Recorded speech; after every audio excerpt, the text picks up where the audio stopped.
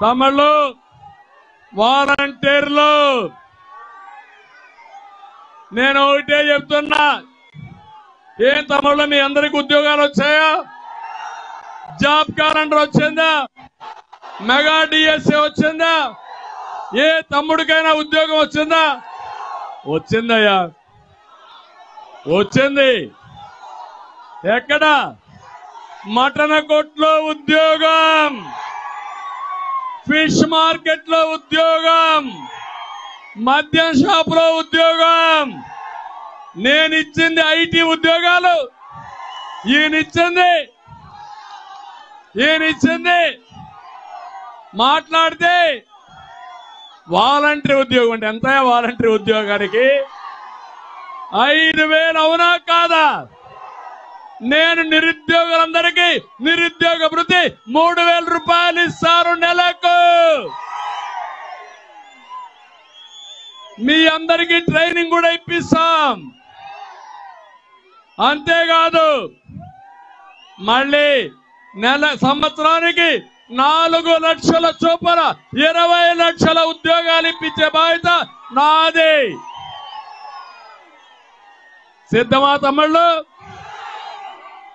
మీ ఇంటి దగ్గరనే కూర్చొని ప్రపంచం మొత్తం ఏ కంపెనీ కావాలన్నా మీ ఇంటి దగ్గర తీసుకొస్తా.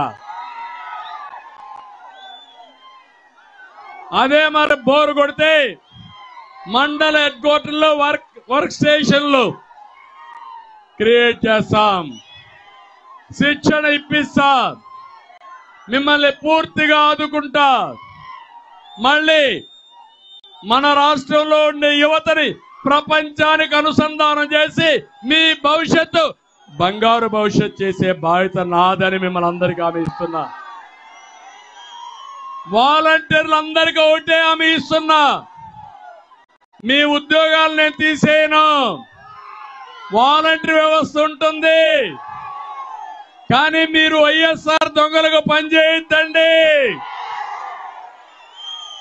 న్యాయం అవునా కాదా అని మిమ్మల్ని అడుగుతున్నా.